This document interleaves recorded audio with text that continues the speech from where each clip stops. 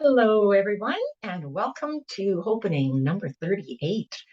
I am Fran, and this is my beautiful co-host Marina, and welcome to Hopenning. Hopenning is a place where hope happens when you open your heart and mind to it. We have created a space here that is positive, uplifting, and more than anything, will bring you hope. I am a part-time rapid transformational therapy practitioner and also a full-time elementary school teacher, which I have been doing for 34 years in Northern Alberta, Canada. My beautiful co-host Marina is a rapid transformational therapy clinical hypnotherapist, and she also has a background in music. Her mom told her she was singing before she could talk, and I believe it. She currently sings with two big bands in the city of Calgary, Alberta, Canada, where she lives. And she also lives part-time in beautiful British Columbia. So welcome, Marina. And it is a fabulous, beautiful day here in Northern Alberta. And I bet it's the same there in Southern Alberta. Thank you, Fran. Yeah, it's a beautiful sunny day today. So leaves are turning, fall is here, but that's still okay. The sun is shining, so nothing to complain about. Good. Not a thing. Right. So what are we talking about today? Fran, the one thing that I know myself and you too in our practice comes across more than anything else is that feeling of unworthiness and how on a subconscious level that leads to so many negative behaviors and self-sabotaging behaviors on many levels, whether it is business goals, work goals, personal goals, weight loss goals, doesn't matter what it is. 90%, if not more, 99% of the time, the underlying issue for most of my clients are they don't feel that they're worthy. So that's really what I think we should talk about today. Let's do it. So for myself, I know that my feelings of unworthiness came from childhood, of course, and I blame no one because this continues into my adulthood. And as an adult, I'm responsible for my own thoughts, emotions, and feelings, and my actions. How about yourself, Marina? What do you think is where are the roots for this? So, Fran, I know in the childhood I've had definitely that feeling of unworthiness was huge for me.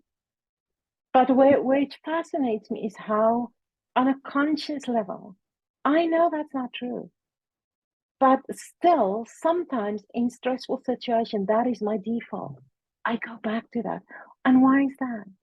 Because only 10% of our mind, of our memories, are conscious. 90% of everything that we think, that we feel, and how we behave is on a subconscious level.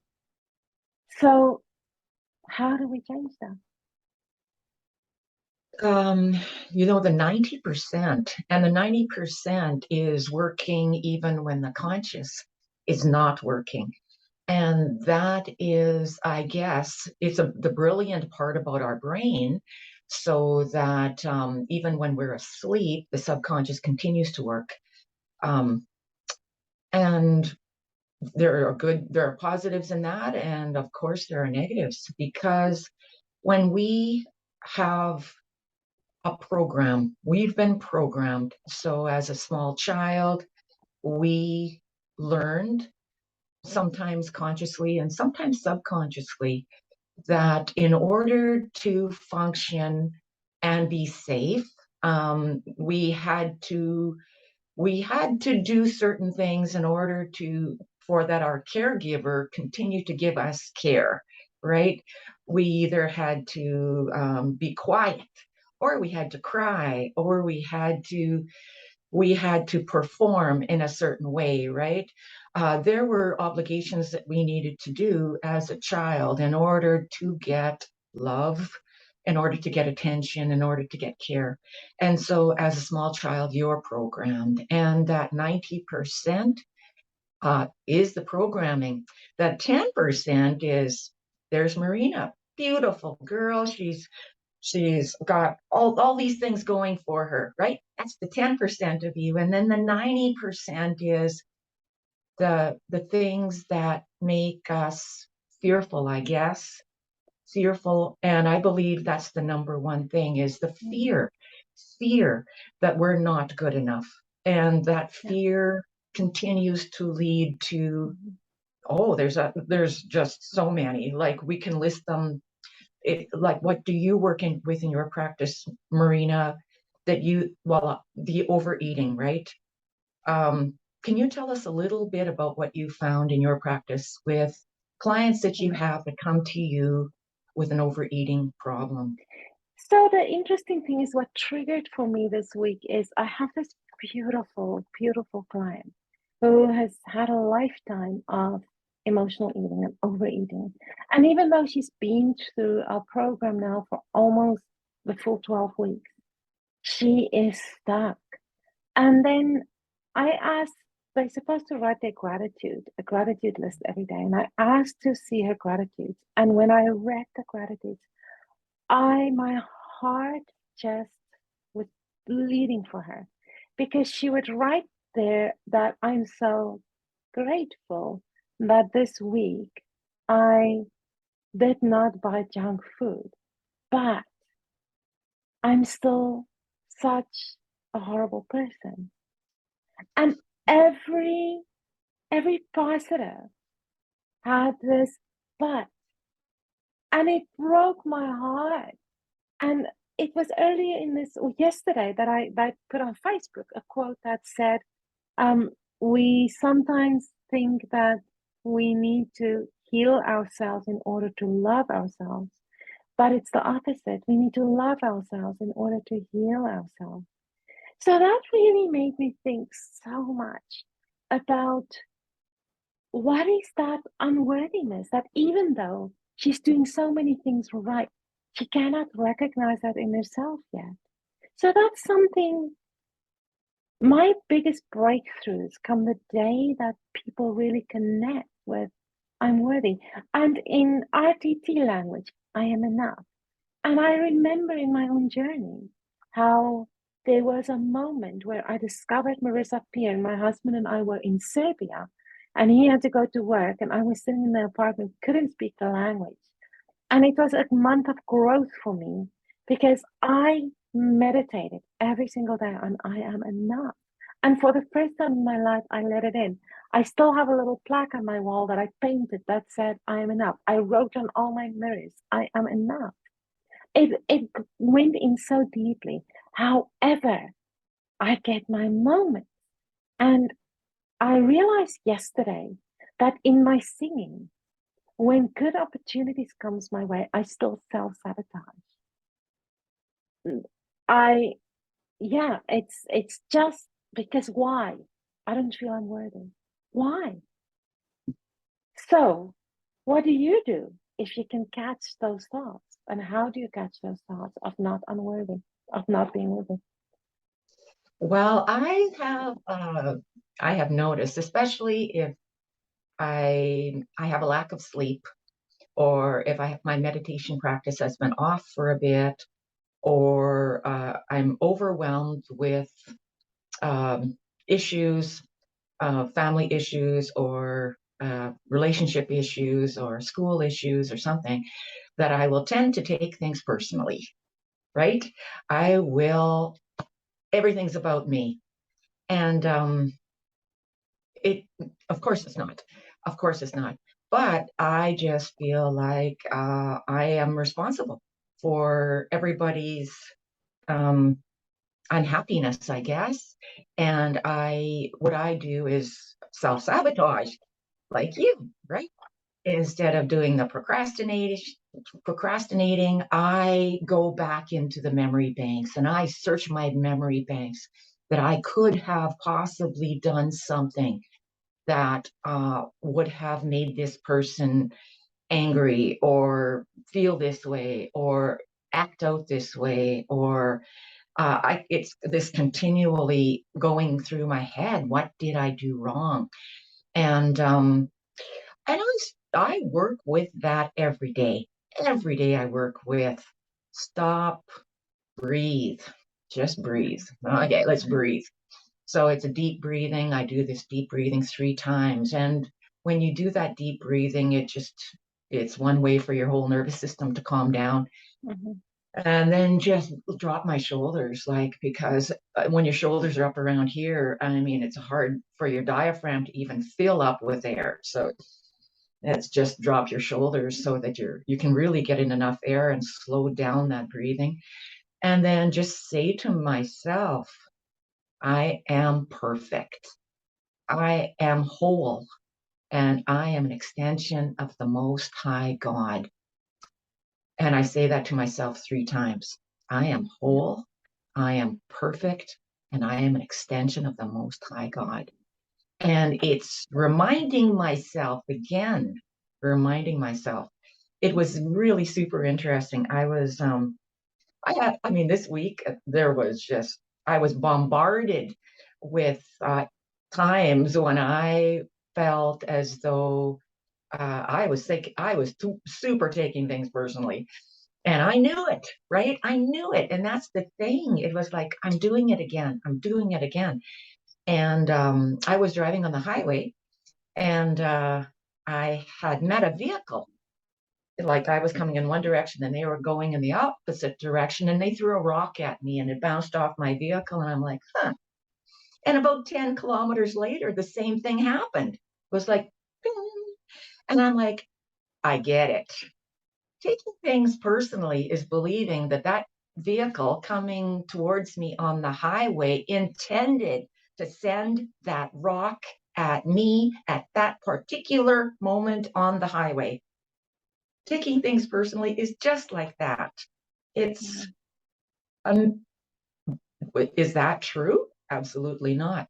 So why would I think that everybody in my around me, that rock was deliberately meant for me? Mhm. It's a bit of insanity, right? It's a bit of insanity. But I think So we all do that, though. We all do that. It's we always, and that again, I'm not worthy. So in my case, is I, in order to become conscious of my unconscious thoughts, I have this book, and I started as a food journal. So writing down when I want to eat food, writing down I want to eat. And then under it, why do I want to eat?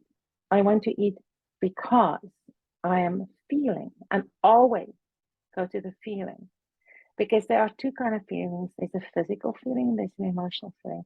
I am feeling frustrated is one that came up a lot for me. I'm feeling bored. But under it all, I don't feel worthy. I don't feel worthy to go and practice my singing because I don't think this opportunity that's coming my way, I don't feel I'm worthy. So I caught the thought. But let's go to eating. Eating can be definitely unworthiness is, I think, the one that I see the most. And when you feel unworthy, you also feel empty. There's spiritual emptiness that's happening. So that feeling of emptiness, and then also it can be a punishment. It can be um, eating to numb emotions and eating to punish. So I need to eat so that I can remember how unworthy I am. And then once I overeat, of course, I feel unworthy because that's familiar. So how do we catch the thoughts? List. Start to make a list.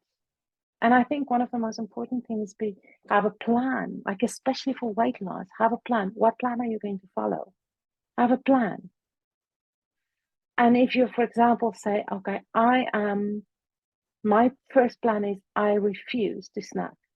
I refuse to snack. Then every time you feel I want to snack, go and make that list. Why do you want to snack? Because we all know we don't really need snacks. So why do I think I need to snack? Because I feel frustrated, or because I had a great session with my client I want to celebrate, or because I just had a great show with my band I want to celebrate. There are so many factors here. And then there's this great thing that I discovered through Dr. Joe Dispenza. There's an addiction to unworthiness. I never heard of that. And I'm like, oh my gosh, that has ever hit home. And you know, the thing is, there is something to that when people start to cut, right? When they start cutting themselves, and they do the cutting on their arms or wherever they do the cutting, they are able to feel something other than this unworthiness, right? There's this Or pain yeah. that covers over top, so Mhm. they don't have to feel that unworthiness. They start the cutting, which is an addiction Right. in itself. Unless we can stop it as soon as possible, like the self-criticism and the self-sabotage and the procrastinating, the overeating, the Mhm. whatever addiction is your addiction of choice, right? Right. Um, it, the, we all know there's just a multitude of addictions, whether it's the scrolling, whether it's the gambling, or the abuse of other people. Mhm. And so in our practice, because we do this, because we do RTT, we know that the number one thing that we do in our practice is to reframe it. Find out those childhood episodes, right? Slowly but surely, you find out the childhood episodes, because we access that 90%, right? Not the 10%. The 10% barely remembers too much detail, but that 90%, wow, it's got a good recording going on there, totally. And when we access that 90% and we actually can see, oh, I see this, and the client sees it as well, because they're viewing it from their adult brain, or a little bit older brain than when it actually did happen. And they see for themselves how where it came from, where that came from. And as soon as we can say, now I get it. Now I understand that fear that I was going to, choke up on stage, right? Maybe I was so afraid I was going to choke up on stage that I don't want to practice, because what if it happened again? Or I'm not. Yeah. To me, it's not as much the fear as it is I'm not good enough. I'm just not good enough. The fear, actually, then maybe you're right. The fear that I'm not good enough, self-sabotaging. And then the other thing, Fran, um, how many times have you encountered people, and maybe yourself as well, where you have to do something, you say, well, I just don't have the time. Mm-hmm.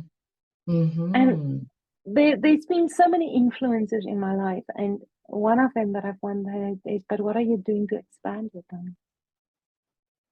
And I had to really take a deep look at, what do I do to um to waste time, instead of, I get so many brilliant inspired ideas, and then the first thing I tell myself is, I don't have the time. I don't have the time. Why? Because I don't feel I am good enough. So what do? I sit in front of the TV and watch endless TV shows and binge watching TV shows, where one episode is enough, but I would sit there for hours, and then, as if that's not enough, I downloaded all these games on my phone as well as my iPad. And I would play them, and that's also addictive behavior. I would play them and then just numb my thoughts. So I'm not really watching the TV show. I'm listening to it while I'm playing this game. And I always have an excuse. Oh, but I'm so ADD, and no, nonsense. Nonsense. I'm self-sabotaging. So be really honest with myself about it. So I took the bold step. I deleted all the games from all my devices. I'm not playing games anymore because I have more important things to do. Because you know what? I am consciously and subconsciously every day working, and I am worthy. I'm good enough. I'm enough. Yeah. And for me, it's talking to my inner child, and just saying, right now, this is how you're feeling, and that's okay. It's okay to be afraid of failing, but I'm here for you. I'm here for you. I'm going to take your hand. I'll I'll make sure you're safe. Right? And it's amazing just talking to that little person inside who had episodes where she was laughed at or she was ridiculed for something or she was told she wasn't smart enough, good enough, pretty enough, competent enough, right? Uh, or she believed that because of somebody else said it or acted as that way. So just talking to that little child and reminding them who they are and that I will take care of them. They're safe. They're perfectly safe. And that's what we do so well in RGT. In the reframe, that's what we do. We remind again those small children inside, whoever it is that is our client, uh, that this is what happened. It wasn't your fault. You are beautiful. You are intelligent.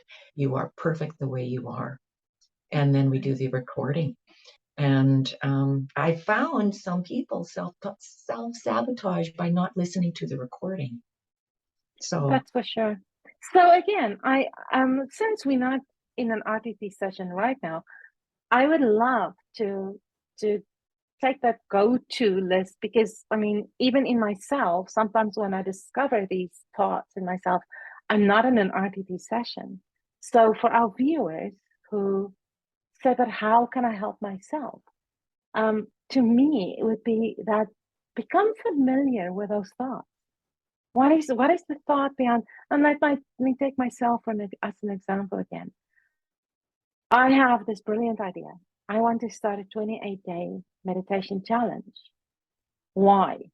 Because meditation has changed my life, and I encounter so many people that says, "But we don't know how." So what if I help them and I create something? And then the first thing I do is I go turn the TV on instead of planning how am I going to do this? What is it going to look like? I self-sabotage. So now let's backtrack. What are my underlying thoughts? This is a brilliant idea, but I'm not good enough. There are so many other people out there that does this already. Who do I think I am to think that I can give this to people? Nobody will sign up. Those are my thoughts. So I familiarize myself with the thoughts, and that's a very important step. You memorize those thoughts. So every time they show up now, you can catch them.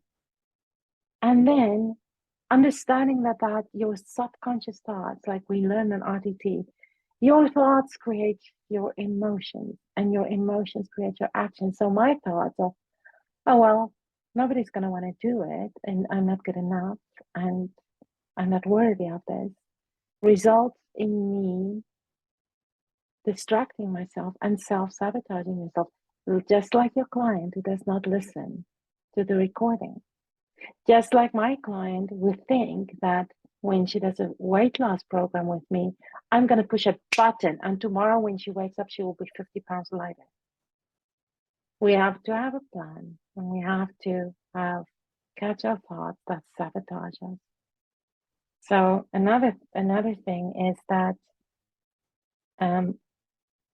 once we understand those unconscious behaviors, we understand the thoughts and behaviors really define our outcomes. and then changing it. Now, I love the example that you gave of the positive affirmation that you gave yourself. So tell me how positive affirmations work for you. Yeah.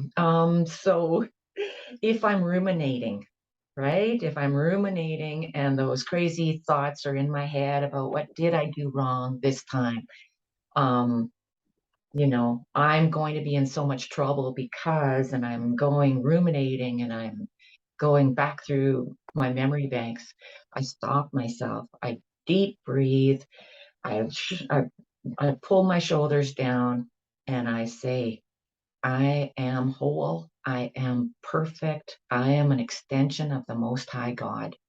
And whether you believe in God or whether you believe in the the highest vibration in the universe, or whether you believe in your own personal God, it makes no difference. It's that connection to um, the higher self. It's the connection to that beautiful white light that made us alive, right? The beautiful white light.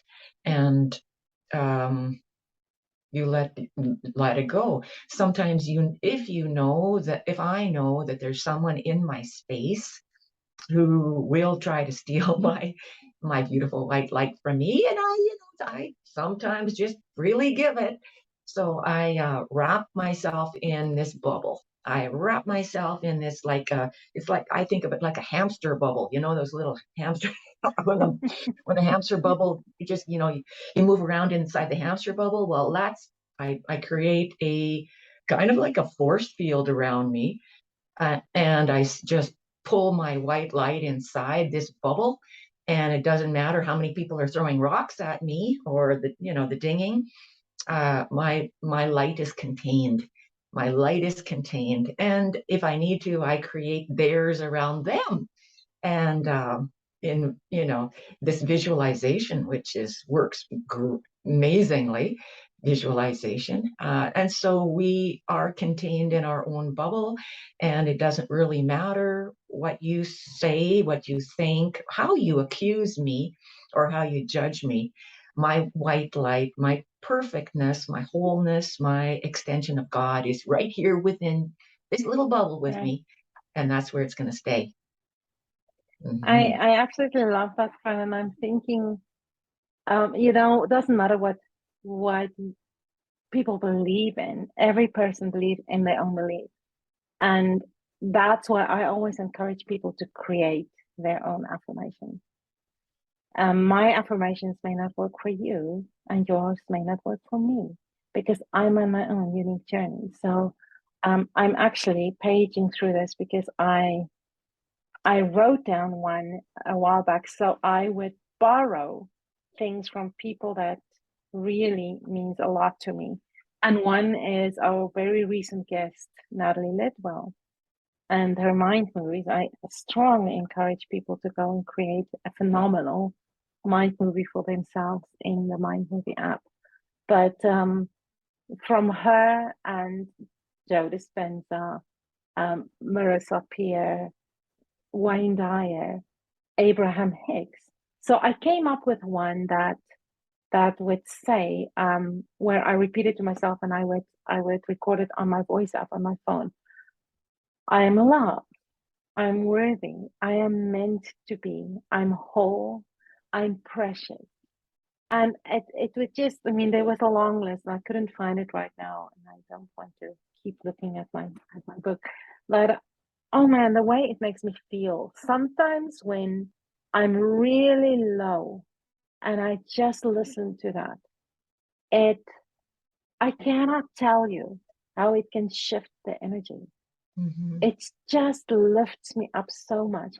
Another one that I use a lot when I start to feel sick, and I've been very successfully over more than a decade now, I can veer off when I start to feel that discomfort, and I just start to do this. It it just goes away. I am light. I breathe light. I speak light. I swallow light. I sing light. My Mm. heart beats light. just repeat that over and over to myself until I completely forget that I have this little sinus thing happening. And then a day later, like, oh, that's gone. And that is just amazing how when you distract your mind from something like that and you take your attention away from it, it takes the energy away. So I believe in energy. What do you feed? Where's your energy? Where are you leaking your energy? Am I leaking my energy in my self-sabotage? Or am I saying, you know what? I can do this. I'm worthy. I'm worthy. I'm definitely worthy. And I'm so grateful for this opportunity. And I'm going to do my best. And I'm worthy. And I'm going to nail this. And I'm going to practice this. And I'm gonna get up there because I'm worthy. Sometimes it takes a bit of work. It takes a bit Yeah. of effort. And that's the thing. We need to be our biggest cheerleaders, right? Mm-hmm. Mm-hmm. We need to be our biggest cheerleaders. And people who have never, I just think that's a little tacky, or it's just like, you know, not for me. Just try it. Just feel the feeling and do it anyway. Just try it. And let us know how that works. Fran, when the discontent for what is not working in your life is big enough, you will try anything. Absolutely. Even if it's a Absolutely. tacky cheerleader, you will try anything. That's right. And if it That's works, right. it works. You know, I know of one person that I do respect and follow, and every morning they give a high five to themselves in the mirror. Yeah. You are great. And I wrote in lipstick on all my mirrors, I am enough.